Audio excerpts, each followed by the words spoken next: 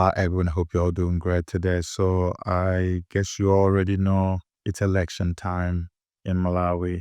May not be directly a Malawian, but indirectly, I'm a Malawian as well. Like I always preach through all my platforms that whatever happens in one African country affects every other African country, and every African is African no matter where they find themselves, no matter whatever country name that you find yourself under.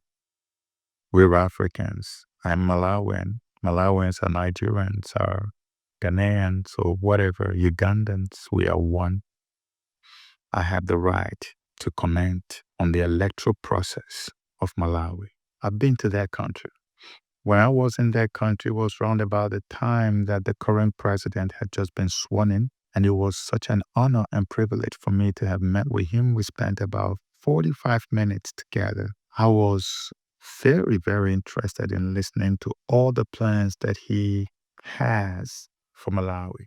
I asked him, I interviewed him. I posted the interview on my YouTube channel. And I said, Your Excellency, what do you want to do? Because I know exactly how former President Joyce Banda's regime was before it ended abruptly. Everybody praised that woman's regime. Everybody. We were celebrating her all over Africa. And it broke our hearts that it ended the way it did because she was a reformer. She came in with a lot of those transformational things that we've been praying for all over the place in Africa. I remember even seeing this, stumbling on this Facebook post by a lady, Leka, and she was talking about how Joyce Banda dealt with Forex and lack of Forex in the country. She says, has affected my businesses and my livelihood. JB, Joyce Banda, solved this problem before. She did it.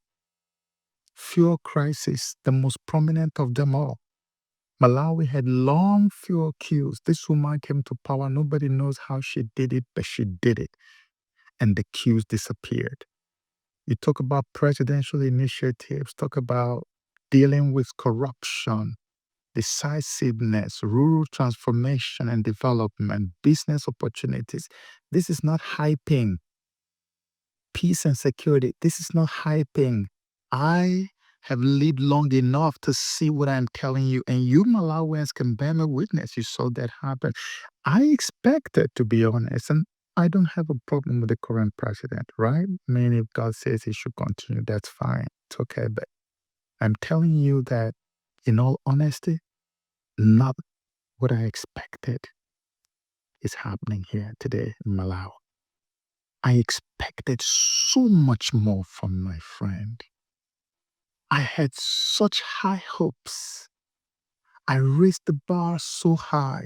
I came down to Nigeria from that trip and I was telling everyone that it's daybreak in Malawi. The sun has risen over Malawi. Watch out, you're going to see the next Western economy spring out or sprout from that Southern African nation. Unfortunately, that has not happened. In fact, the opposite is what we've been seeing and reading in the news. I know personally Her Excellency President Joyce Banda. I am not making this video because I know her, because I want her to win. I'm making this video out of sheer concern that I have. If you follow me on social media, you would have seen how much I dedicate my time and resources to promoting Pan-Africanism, to promoting transformation in Africa. Everywhere I see a potential transformational leader showing up in Africa, I always do whatever I can to support them. And Joyce Banda is one of them. If there's anything Malawians can do to see that woman get back there and finish what she started that they didn't let her finish, I think they should do it. I love my brother and friend Chagware.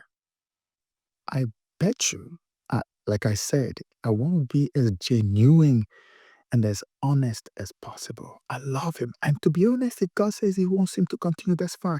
But I feel like there's a change that is brewing in the atmosphere. And that change is on someone that I don't think a lot of people are paying attention to. And that's Joyce Banda. I remember one day I told her, say, Mama, I don't think you are done with what you came to this world to do. God brought you into this world for this purpose to set this country aright and set it on the path to eternal prosperity that can never be reversed again. It was cut short the last time. This time you were kept alive to finish that, to fulfill that mandate. And so, in a nutshell, Malawians, like your brother, I'm asking you, search your souls, search your hearts. After looking at what she did in her first term in office, that was cut short, do you think she deserves another time, another run? Or do you think she doesn't, given what you have seen in the last 5 years? It's up to you. I pray seriously and hope that you will take this very seriously and make informed decision for the future of this beautiful and amazing South African country that we all love. God bless you.